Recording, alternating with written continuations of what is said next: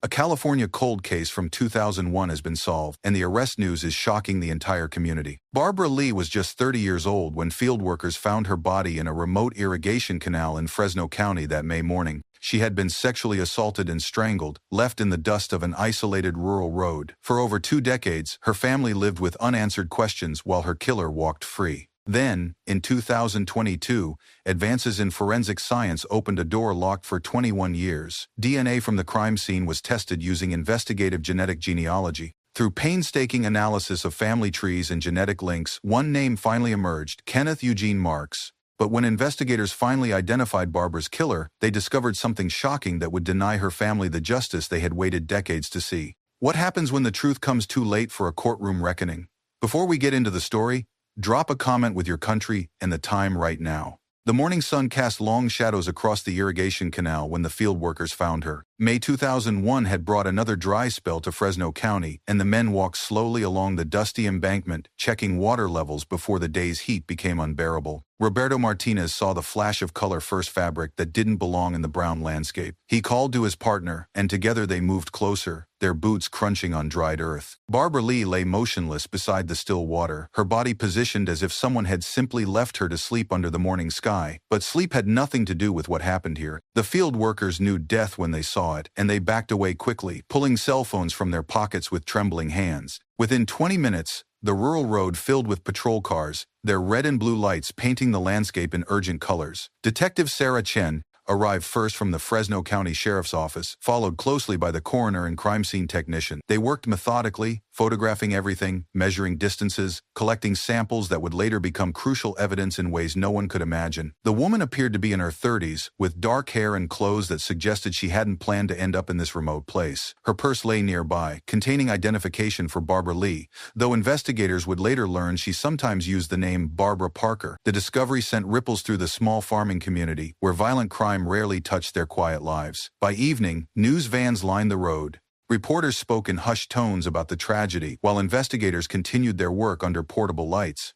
The crime scene photographs captured every detail: the position of the body, the scattered personal belongings, the desolate canal that had become Barbara's final resting place. These images would sit in evidence files for over 2 decades, waiting for science to reveal their secrets. Detective Michael Rodriguez had worked dozens of crime scenes, but something about Barbara Lee's case struck him differently. The brutality was evident, but so was the careful way evidence had been left behind. He supervised the collection of biological samples, knowing that DNA technology was still relatively new but hopeful it might provide answers.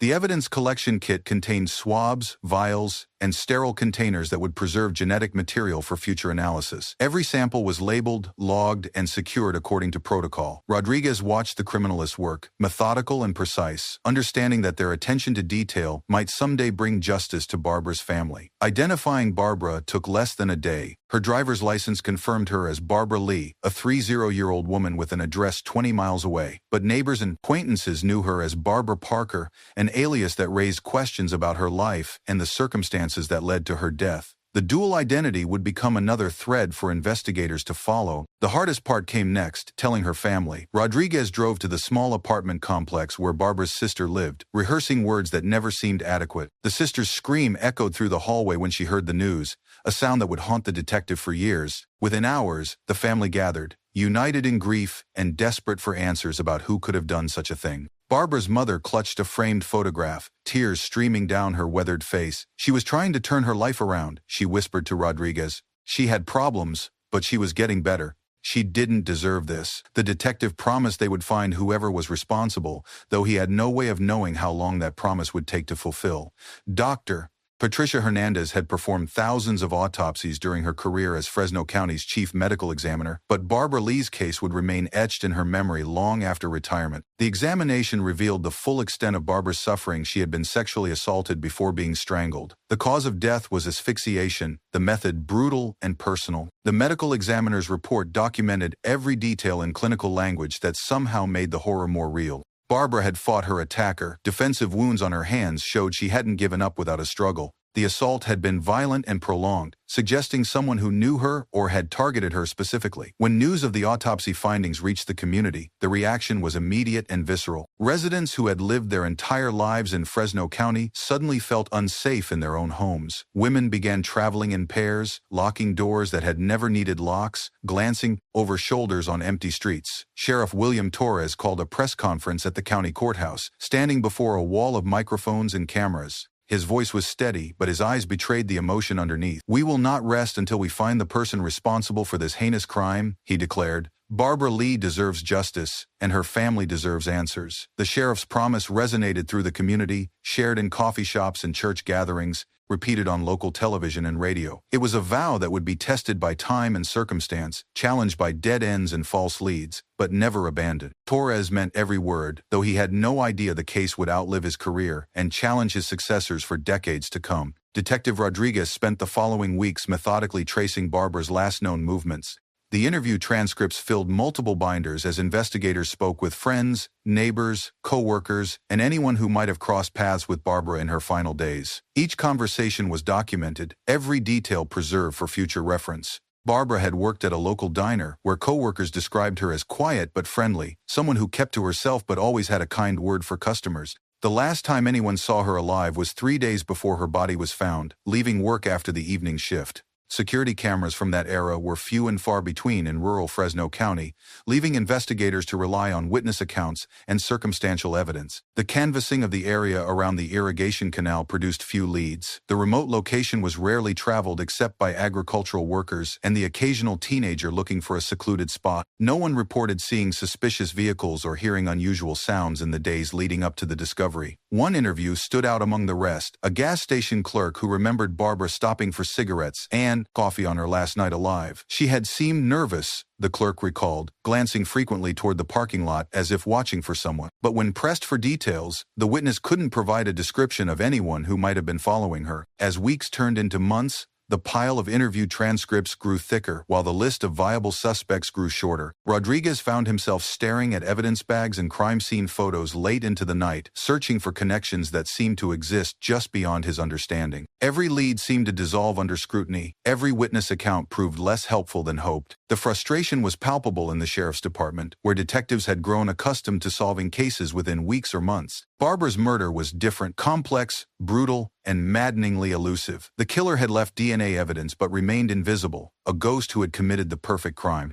The DNA analysis report from the California Department of Justice arrived in late summer 2001, carrying hopes that would prove premature. The biological evidence collected from Barbara's crime scene contained viable genetic material from her attacker, a scientific breakthrough that should have cracked the case wide open. Instead, it revealed the limitations of early DNA databases. The report confirmed what investigators already suspected: Barbara had been sexually assaulted by a single perpetrator whose DNA was now on file. But when that genetic profile was run through CODIS, the national DNA database, no matches appeared. The killer's DNA was unique in the system, suggesting he had never been arrested for a felony or convicted of a crime requiring DNA submission. Detective Rodriguez explained the results to Barbara's family in terms they could understand. "We know who did this," he told them during a difficult meeting at the sheriff's office. "We have his genetic fingerprint, we just don't know his name yet." The family clung to this information like a lifeline, believing it was only a matter of time before their daughter's killer was identified and arrested. The community received the news with mixed feelings. Local television stations reported the DNA breakthrough as progress, but also acknowledged that no suspect had been identified. Residents had hoped for an immediate arrest, an end to the fear that had gripped their quiet neighborhood since Barbara's body was discovered. Sheriff Torres remained optimistic in public statements, emphasizing that DNA evidence never disappeared and technology would only improve with time. "This case is not cold," he insisted to reporters. "We have the killer's DNA, and someday that will be enough to put him behind bars." It was a prediction that would prove correct, though the timeline would stretch far beyond anyone's expectations. By late 2001, Barbara's family had organized their first memorial vigil in the parking lot of her former workplace. The simple gathering drew dozens of community members who carried candles and shared memories of a woman many barely knew but all mourned. The memorial vigil program was a single sheet of paper with Barbara's photograph and a poem written by her sister. The investigation continued, but progress slowed to a crawl. Rodriguez followed up on tips that led nowhere, pursued theories that collapsed under examination, and watched as other cases demanded his attention. Barbara's file remained on his desk, but the daily urgency had faded into a background, constant present but no longer consuming. The vigils became monthly events, then quarterly gatherings, as the community slowly began to accept that Barbara's murder might never be solved. Her family attended every one, lighting candles and telling stories about the woman she had been before. Violence cut her life short. They spoke of her laugh,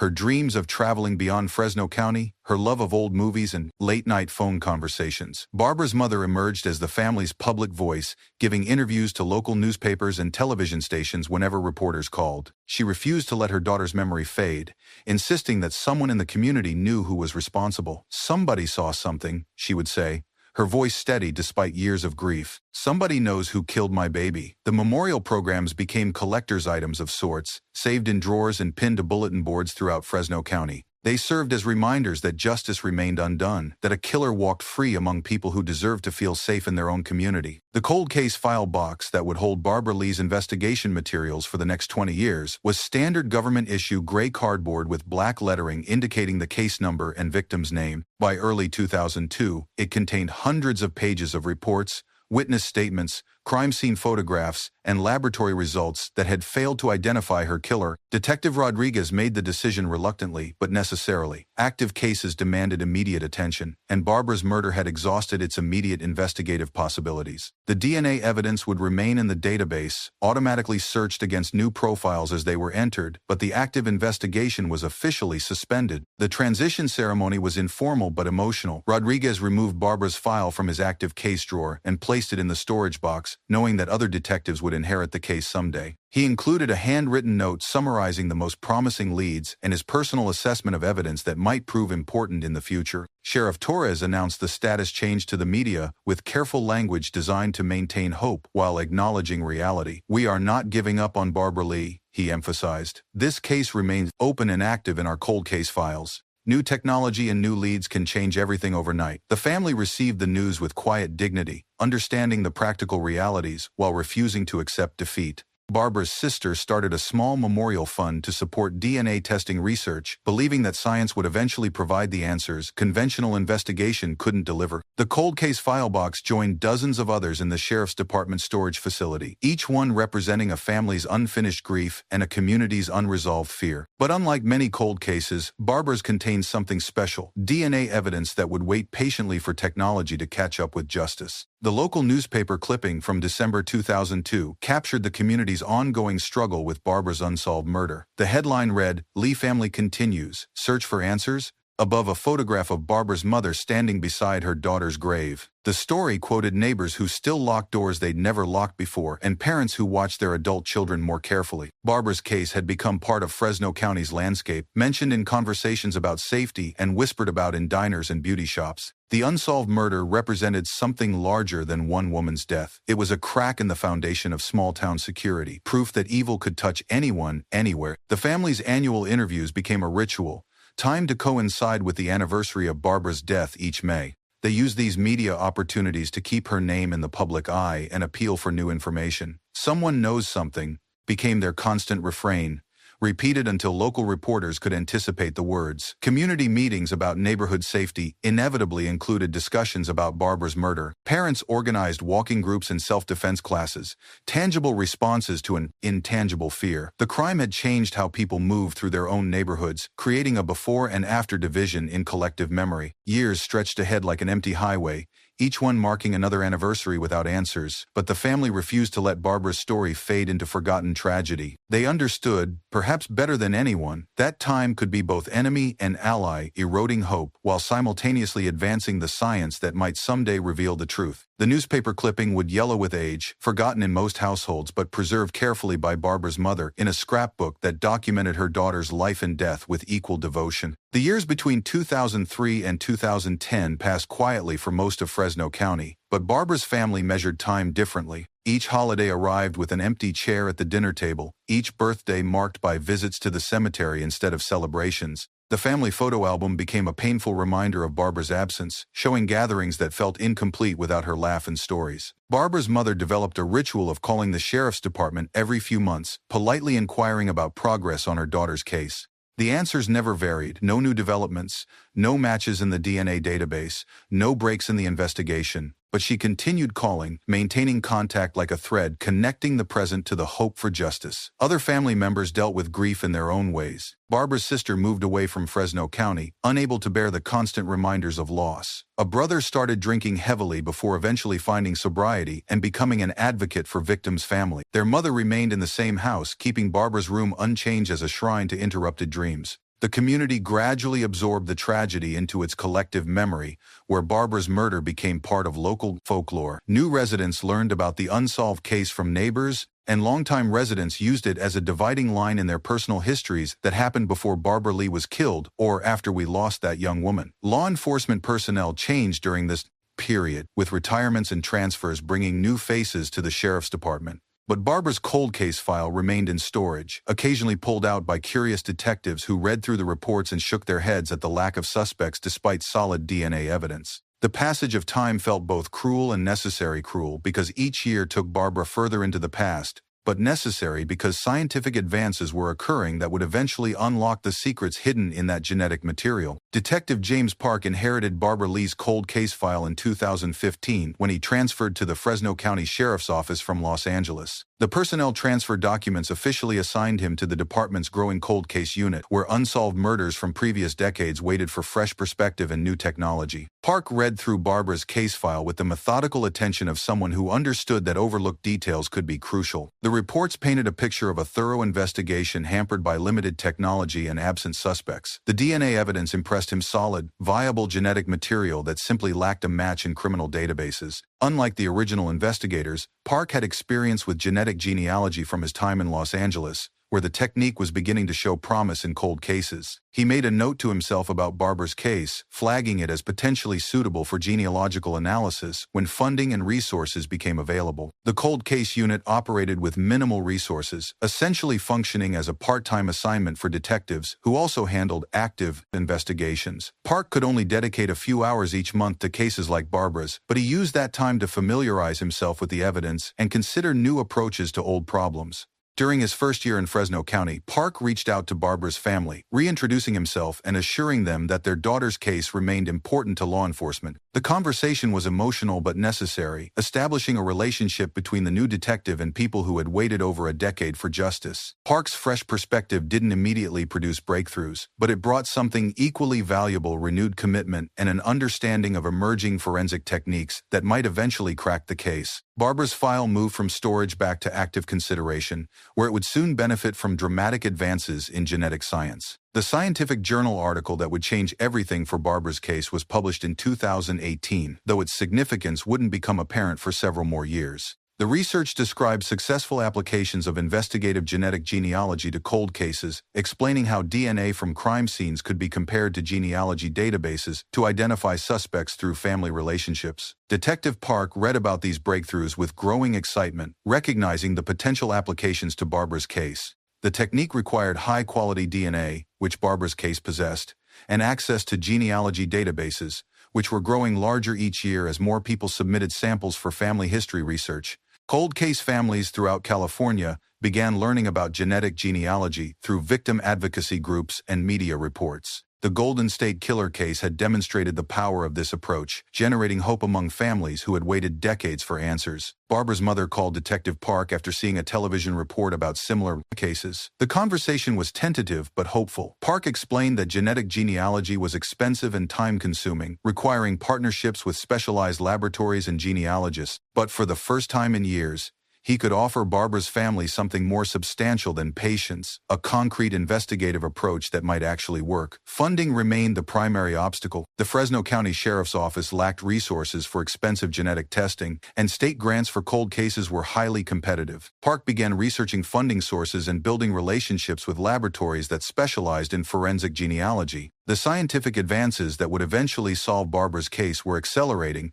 driven by technological improvements and growing databases. But translating scientific possibility into investigative reality would require persistence, resources, and the kind of bureaucratic navigation that could take years to accomplish. The interdepartmental memo that reopened Barbara's case officially arrived in January 2022, 21 years after her murder. The California Department of Justice had approved a partnership with Fresno County to apply genetic genealogy to select cold cases, with Barbara Lee's investigation chosen as a priority due to the quality of available DNA evidence. Detective Park felt a mixture of excitement and anxiety as he pulled Barbara's file from storage once again. The memo outlined the process ahead. Evidence would be sent to specialized laboratories, genealogists would analyze the results, and investigators would follow up on leads generated by genetic connections. The timeline was estimated at 6 to 12 months, assuming cooperation from family members identified through genealogical research. The cold case unit prepared for the most intensive investigation Barbara's case had seen since 2001. Evidence boxes were retrieved, chain of custody documents updated, and partnerships established with forensic laboratories in Northern California. The bureaucratic machinery of justice began turning slowly but deliberately toward resolution. Barbara's family received notification of the renewed investigation through a carefully planned meeting at the sheriff's office.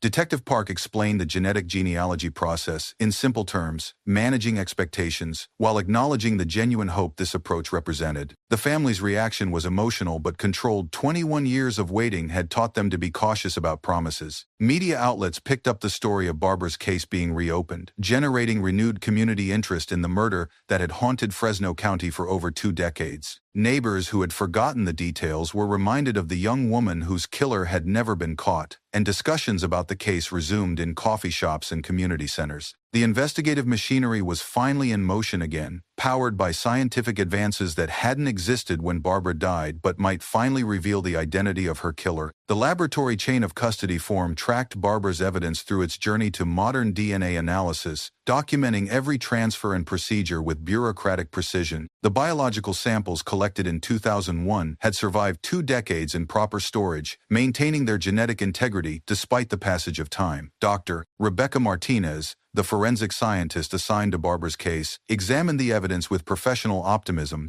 The DNA quality was remarkably good for 20-year-old samples, suitable for the kind of comprehensive analysis required for genetic genealogy. The quantity was also sufficient, eliminating concerns about consuming all available material during testing. The laboratory testing process took several weeks, with each step carefully documented and verified. The DNA profile generated in 2001 was confirmed and expanded, creating a more detailed genetic fingerprint that could be compared against genealogy databases containing millions of profiles from people researching their family histories. Detective Park maintained regular contact with the laboratory, receiving updates on progress and preparing for the next phase of the investigation. The process felt both familiar and revolutionary. Familiar because it involved the same evidence that had been analyzed years earlier.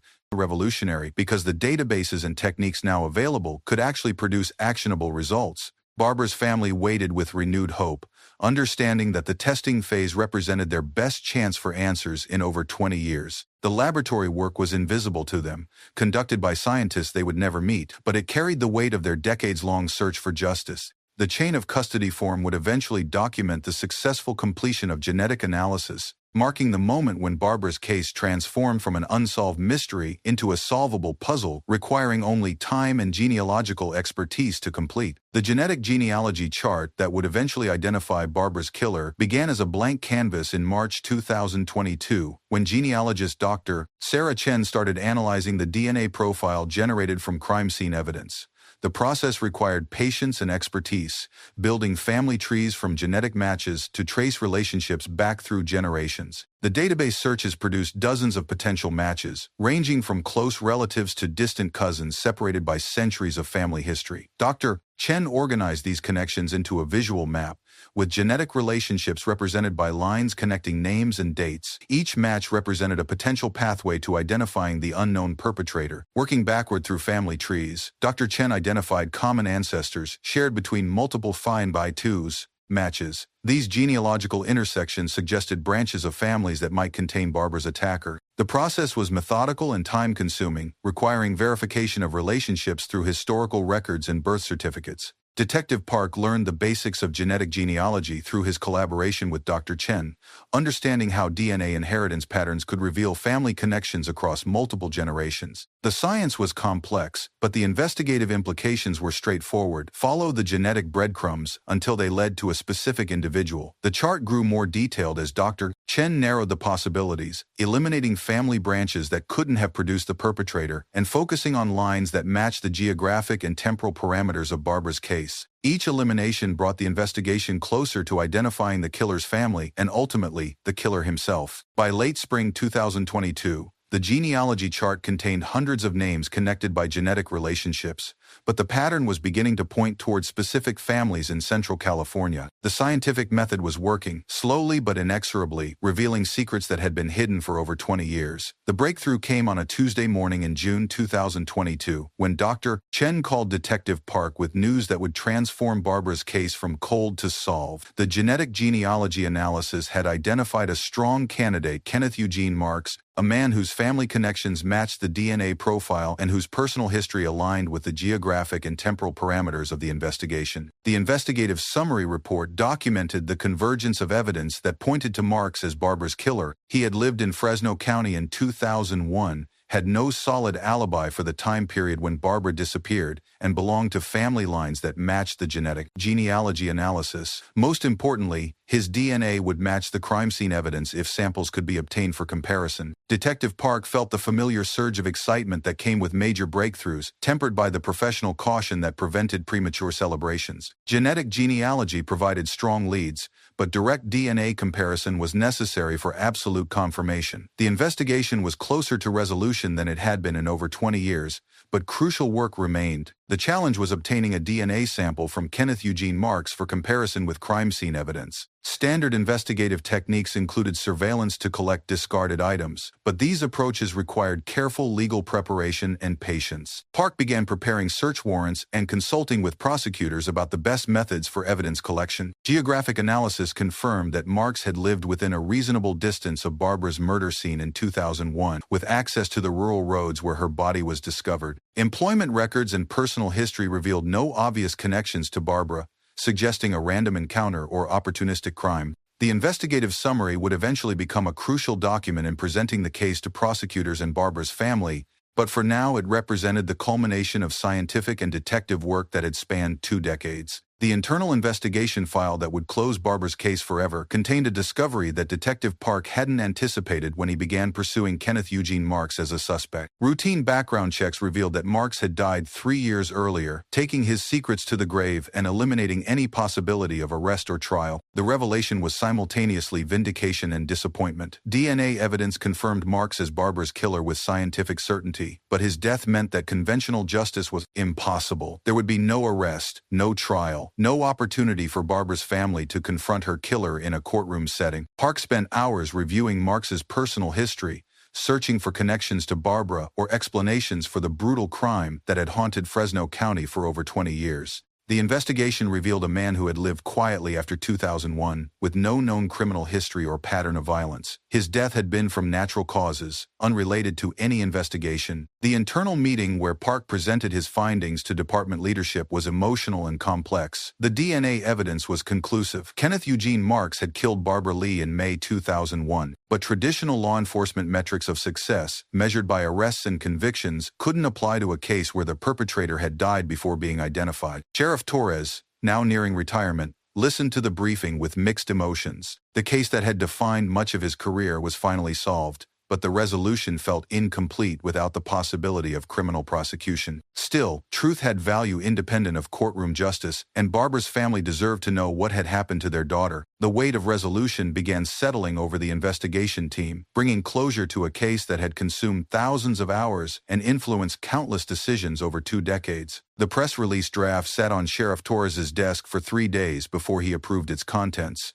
knowing that the announcement would end one chapter of Barbara Lee's story while beginning another. The document outlined the identification of Kenneth Eugene Marks as Barbara's killer, explained the genetic genealogy process that led to the breakthrough, and acknowledged that Marks's death precluded criminal prosecution. Preparing the announcement required delicate coordination between multiple agencies and careful consideration of Barbara's family's needs and wishes. Detective Park met privately with family members before the public revelation, giving them time to process the news and ask questions about the investigation's findings. The family's reaction was complex and deeply personal. Relief at finally knowing the truth, mixed with frustration that Marks would never face trial for his crimes. Barbara's mother wept quietly, understanding that her decades-long search for answers was ending in a way she hadn't expected.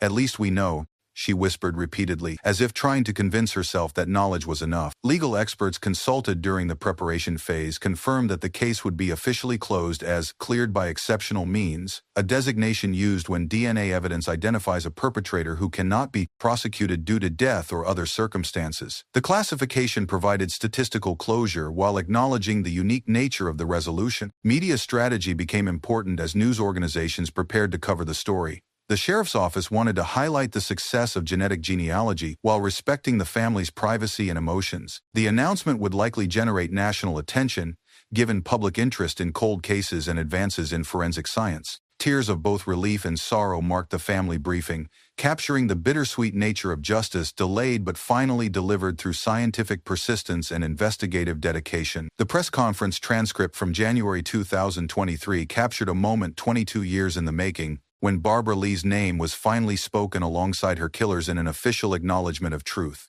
Sheriff Torres stood at the podium flanked by Detective Park and representatives from the California Department of Justice, announcing that Kenneth Eugene Marks had been identified as the man who murdered Barbara in May 2001. The community listened with a mixture of shock and recognition as details of the genetic genealogy investigation were explained in language accessible to civilians unfamiliar with forensic science. The breakthrough represented both justice for Barbara and validation of persistent investigative work that had never truly stopped despite years of silence.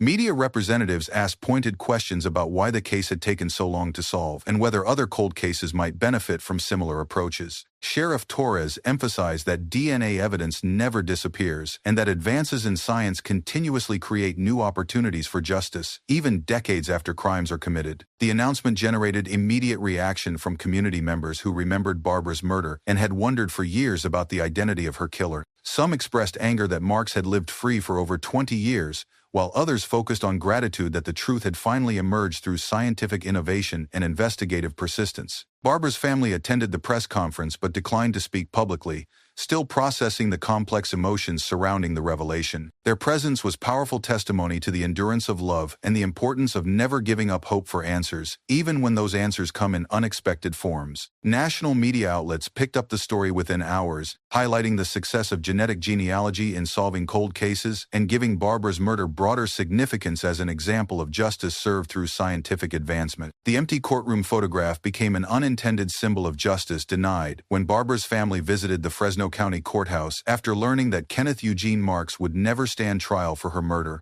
The image captured rows of vacant benches that would never host the criminal proceedings they had imagined for over 2 decades. Barbara's family struggled with conflicting emotions about the resolution of her case. Knowing the identity of her killer provided psychological relief and answered questions that had haunted them for years.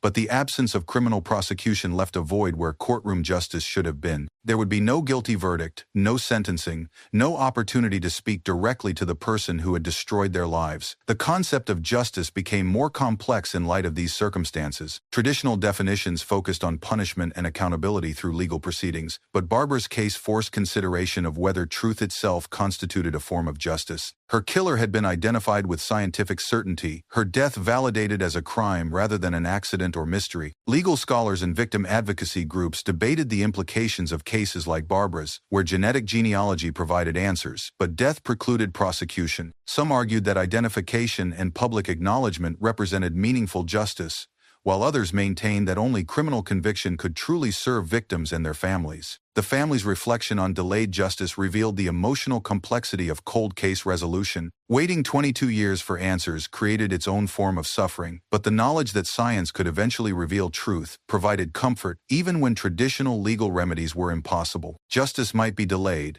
but it need not be denied entirely. The community memorial banner that appeared in downtown Fresno 2 weeks after the press conference demonstrated how Barbara's case had touched lives beyond her immediate family. Local businesses and residents contributed to the display, which honored her memory while acknowledging the long journey toward truth and resolution. Fresno County residents reacted to the revelation of Kenneth Eugene Marks's identity with a range of emotions reflecting their personal connections to Barbara's case and their views on justice and closure. Some felt vindicated in their belief that persistence and scientific advancement enforcement would eventually solve the murder, while others expressed frustration that Marks had lived freely for decades after committing his crime. Longtime residents shared memories of the fear and uncertainty that had gripped the community in 2001, when a brutal murder in their peaceful county had shattered assumptions about safety and security. The identification of Barbara's killer provided psychological closure to a collective trauma that had influenced how people lived their daily lives for over 2 decades. Neighbors who had never known Barbara personally but had followed her case through media coverage expressed gratitude that her family finally had answers. The memorial banner became a gathering place for community members who wanted to honor her memory and acknowledge the persistence of law enforcement officials who had never given up on finding the truth. The display also served as a reminder of other unsolved cases in the region, encouraging people to come forward with information about cold cases that might benefit from similar investigative approaches. Barbara's case had demonstrated that time and science could overcome seemingly impossible investigative challenges. Community reflection revealed the lasting impact of violent crime on small towns and rural areas, where residents expect to know their neighbors and trust their surroundings. The training manual entry that would immortalize Barbara's case in law enforcement education was written by Detective Parks 6 months after Kenneth Eugene Marks was identified as her killer. The document outlined the investigative techniques and scientific advances that had solved a murder many considered unsolvable, providing guidance for future cold case investigations. Detective Park described the persistence required for cold case work, emphasizing that initial investigative failures didn't necessarily indicate permanent defeat. Barbara's case had been handled professionally in 2001, but the technology needed to identify her killer simply hadn't existed yet. The lesson for future investigators was to preserve evidence carefully and remain open to new scientific developments. The emphasis on never abandoning cold cases resonated through law enforcement agencies dealing with similar unsolved murders. Barbara's case proved that DNA evidence could wait decades for matching technology, but only if proper storage and chain of custody procedures were maintained throughout the intervening years. Media coverage of the training manual highlighted hope for other families dealing with unsolved murders of loved ones. Genetic genealogy was expanding rapidly, with new databases and techniques appearing regularly. Cases that seemed hopeless might suddenly become solvable as science advanced and databases grew. Professional conferences began featuring presentations about Barbara's case, with Detective Park and the genetic genealogists explaining their collaborative approach to audience of investigators from around the country. The case study became a template for similar investigations, demonstrating the importance of partnerships between law enforcement and scientific specialists. The manual entry concluded with practical advice for investigators considering genetic genealogy: maintain detailed evidence records, establish relationships with qualified genealogists, and prepare families for complex emotional reactions to delayed justice. The personal letter to Barbara that her sister wrote after learning Kenneth Eugene Marks's identity was never mailed, but it captured emotions that formal statements and media interviews couldn't express. The handwritten note spoke to Barbara as if she could somehow hear the words, sharing news about nieces and nephews she would never meet, and apologizing for taking so long to find her killer. Barbara's relatives decided to share some of their private memories publicly after the press conference, hoping to restore human dignity to a woman who had become known primarily as a victim.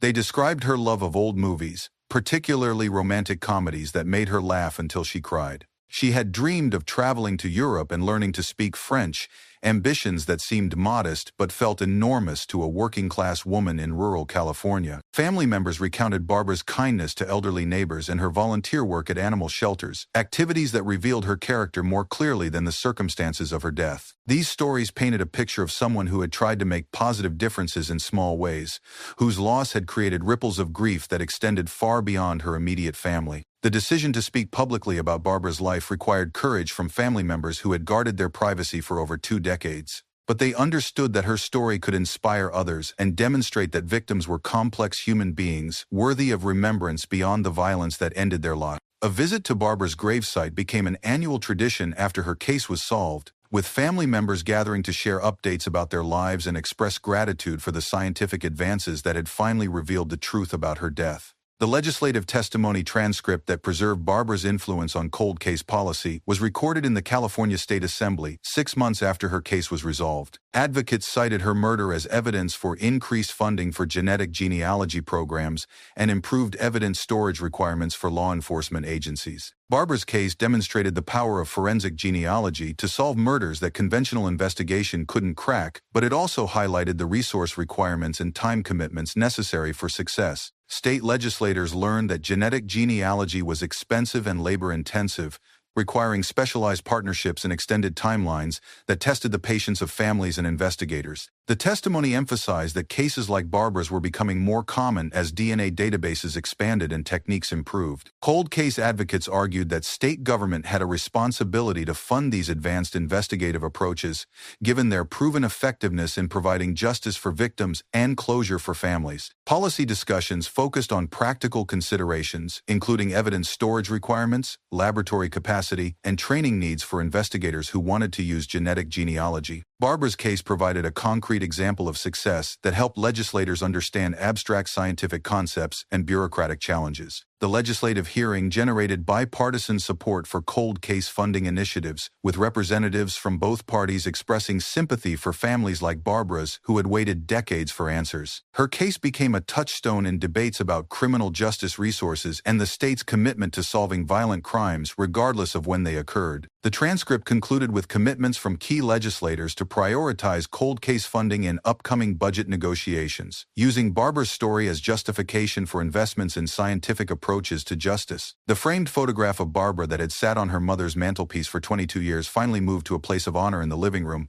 where afternoon sunlight could illuminate her smiling face. The image captured Barbara at a family gathering just months before her death, laughing at something outside the camera's range, frozen in a moment of joy that preceded tragedy. Barbara's family gathered quietly after the media attention faded, reflecting on the strange mixture of closure and grief that accompanied the identification of her killer. Kenneth Eugene Marks was a name now, not just a shadow, but his death had robbed them of the confrontation and accountability they had imagined for so many years. The journey from discovery to resolution had spanned 2 decades and touched hundreds of lives. Investigators who carried her case through career changes, scientists who developed the technology that identified her killer, family members who never stopped believing that truth would emerge, and community members who kept her memory alive through vigils and conversations. Justice, they realized, existed in many forms. There had been no trial, no conviction, no prison sentence to mark the end of their ordeal. But there had been persistence, scientific advancement, and ultimately the revelation of truth that transformed Barbara from an unsolved mystery into a woman whose killer was known and acknowledged. The photograph in sunlight became a symbol of peace rather than loss, representing memories that violence couldn't destroy and love that death couldn't diminish. Barbara's case stood as testament to the power of persistence in science to overcome seemingly impossible challenges, offering hope to other families still waiting for answers. 22 years after fieldworkers found her body beside an irrigation canal, Barbara Lee could finally rest in the knowledge that her story was complete, her killer identified, and her memory honored by all who had refused to let her death remain a mystery forever.